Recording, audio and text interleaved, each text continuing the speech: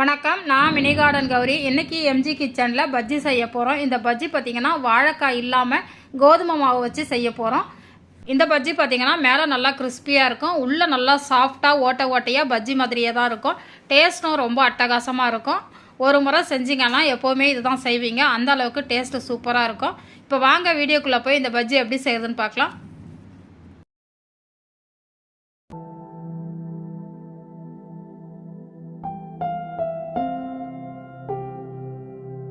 இந்த பஜ்ஜி செய்கிறதுக்கு ஒரு கப் அளவுக்கு கோதுமை மாவு எடுத்துருக்கிறேன். இந்த கோதுமை மாவு பார்த்திங்கன்னா வெறும் கோதுமை மட்டும் அரைச்சது கிடையாது. இதில் கம்பு, சோளம், கேழ்வரகு எல்லாமே சேர்த்து மல்டி கிரைண்ட் ஆட்டான்னு சொல்லுவாங்க இல்லையா, அந்த மாதிரி வீட்லேயே நான் அரைச்சி வச்சுருக்கிறேன். அதிலேருந்து தான் ஒரு கப் அளவுக்கு எடுத்துருக்கிறேன். இந்த மாதிரி கம்பு, கேழ்வரகு, சோளம் எல்லாமே சேர்த்து அரைச்சி வச்சுக்கிட்டிங்கன்னா இதில் நம்ம எல்லாமே செய்யலாம். இடியாப்பம் செய்யலாம், சப்பாத்தி செய்யலாம், எல்லாமே செய்யலாம், தோசை கூட செய்யலாம். நீங்கள் உங்கள் வீட்டில் இருக்க கோதுமை மாவு எடுத்துக்கோங்க. கூடவே அரை கப் அளவுக்கு கடலை மாவு எடுத்துருக்கிறேன், இதையும் இதோட சேர்த்துடலாம். கூடவே 1/4 கப் அளவுக்கு பச்சரிசி மாவு சேர்த்துக்கலாம். வீட்டில் இருக்கிற எந்த பச்சரிசி மாவு இருக்கோ அது சேர்த்துக்கோங்க. அடுத்து இது கூடவே 1 டீஸ்பூன் சீரகம் சேர்த்துக்கலாம். வாசனைக்கும் ஜீரணத்துக்கும் கொஞ்சமாக பெருங்காயத்தூள் சேர்த்துக்கலாம். அடுத்து இந்த மாவுக்கு தேவையான அளவுக்கு உப்பு சேர்த்துடலாம். உப்பு பார்த்திங்கன்னா ஒரு 3/4 டீஸ்பூன் அளவுக்கு சேர்க்குறேன். இது எல்லாமே சேர்த்ததுக்கப்புறம் விஸ்கு வச்சு ஒரு முறை நல்லா கலந்து விட்டுடலாம், எல்லாம் ஒன்று சேர்ற மாதிரி. அடுத்து நம்ம மாவு எடுத்து அதே கப்பில் அரை கப்பு அளவுக்கு தயிர் சேர்த்துக்கலாம். தயிர் பார்த்திங்கன்னா ரொம்ப புளிப்பு இல்லாமல் பார்த்துக்கோங்க. தயிர் சேர்த்துட்டு தண்ணி கொஞ்சம் கொஞ்சமாக சேர்த்து பஜ்ஜி மாவு பதத்துக்கு நம்ம கலந்து எடுத்துக்கலாம். இந்த விஸ்கு வச்சே நல்லா கலந்து விடுங்க, கட்டிகள் எதுவுமே இருக்கக்கூடாது. தண்ணி பார்த்திங்கன்னா ஒரேடியாக ஊற்றாமல் கொஞ்சம் கொஞ்சமாக சேர்த்து கலந்துக்கோங்க.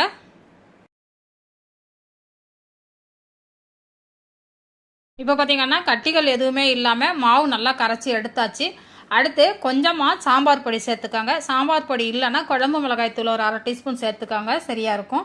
மிளகாய் பொடி எதுக்குன்னு பார்த்தீங்கன்னா டேஸ்ட்டுக்காகவும் கொஞ்சம் காரம் தூக்கலாக இருக்கிறதுக்காகவும் மட்டும்தான். உங்களுக்கு வேணான்னு நினச்சிங்கன்னா ஸ்கிப் பண்ணிக்கோங்க.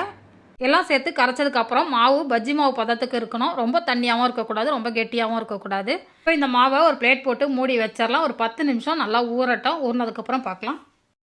நம்ம பஜ்ஜி மாவு ரெடி பண்ணி வச்சு ஒரு 10 நிமிஷம் ஆகிடுச்சு. ஓப்பன் பண்ணி பார்க்கலாம். மாவு பார்த்திங்கன்னா நல்லா ஊறி இருக்குது. இப்போ இதில் அரை ஸ்பூனுக்கும் கம்மியாக சமையல் சோடா சேர்த்துக்கலாம். இது மேலேயே பார்த்திங்கன்னா ஒரு 2-3 ட்ராப் தண்ணி ஊற்றிக்கோங்க தான், அப்போ தான் இது சேர்ந்து கலந்து வரும். அடுத்து இது கூடவே ஒரு பெரிய வெங்காயம் பொடிசாக கட் பண்ணி வச்சுருக்கிறேன், அதை இதோட சேர்த்துக்கலாம். கூடவே 2 பச்சை மிளகா கட் பண்ணி வச்சுருக்கிறேன், அதையும் இதோட சேர்த்துடலாம். அடுத்து ஒரு துண்டு இஞ்சியும் பொடிசாக கட் பண்ணி வச்சுருக்கிறேன், அதையும் இதோட சேர்த்துடலாம்.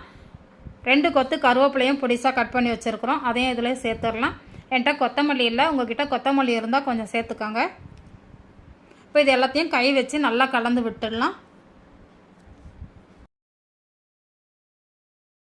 இப்போ நம்மளோட பஜ்ஜி மாவு ரெடி ஆகிடுச்சு. நீங்கள் எடுத்து போட்டிங்கன்னா இந்த மாதிரி இருக்கணும். இந்த பதத்துக்கு மாவு கரைச்சிங்கன்னா உங்களுக்கு பஜ்ஜி சூப்பராக வரும்.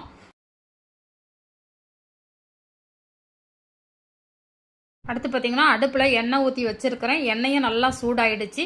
நம்ம கரைச்சி வச்சுருக்கிற பஜ்ஜி மாவை இந்த மாதிரி போட்டுக்கலாம். ரொம்ப பெருசாக இல்லாமல் கொஞ்சம் கொஞ்சமாக மாவு எடுத்து இந்த மாதிரி போடுங்க. ஒன்று மேலே எழும்பி வந்ததுக்கப்புறம் இன்னொன்று போடுங்க, அப்போ தான் கரெக்டாக இருக்கும்.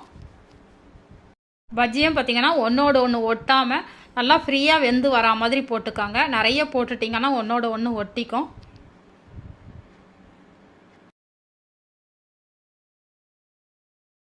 இப்போ பார்த்திங்கன்னா பஜ்ஜி எல்லாமே நல்லா மேலே மிதந்து வந்துடுச்சு. ஒரு சைடு பார்த்திங்கன்னா நல்லா செவந்து வெந்துடுச்சு. இப்போ எல்லாத்தையுமே திருப்பி விட்டுடலாம். இந்த மாதிரி ஒரு கரண்டி வச்சு எல்லாத்தையும் இப்படி திருப்பி விட்டுடலாம். பொறுமையாக திருப்புங்க. இந்த மாதிரி ஒரு சைடு நல்லா வெந்ததுக்கப்புறம் திருப்புங்க. பஜ்ஜி போட்டு இந்த மாதிரி பாதி அளவுக்கு வெந்ததுக்கப்புறம் அடுப்பை மீடியம் ஃப்ளேமுக்கு வச்சுக்கோங்க. அப்போ தான் உள்ளேயும் வெளியிலையும் நல்லா வெந்து வரும்.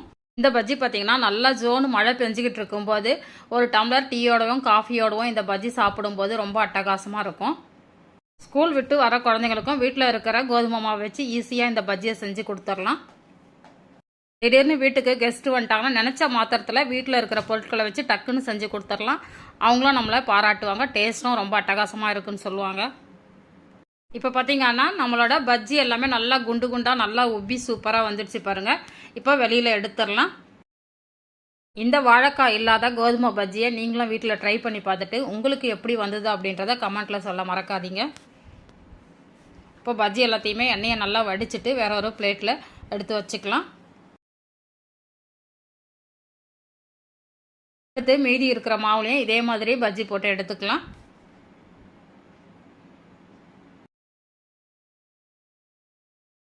இப்போ பார்த்தீங்கன்னா வாழைக்காய் இல்லாமல் வீட்டில் இருக்கிற கோதுமை மாவு வச்சு சூப்பராக ஒரு பஜ்ஜி செஞ்சு காமிச்சிருக்கிறேன். இந்த வீடியோ உங்களுக்கு பிடிச்சிருந்தா நம்ம சேனலை சப்ஸ்கிரைப் பண்ணி வச்சுக்கோங்க. நான் சுவைக்கட்டும், ஆரோக்கியம் பெருகட்டும். நன்றி. எடுத்து போட்டுக்காம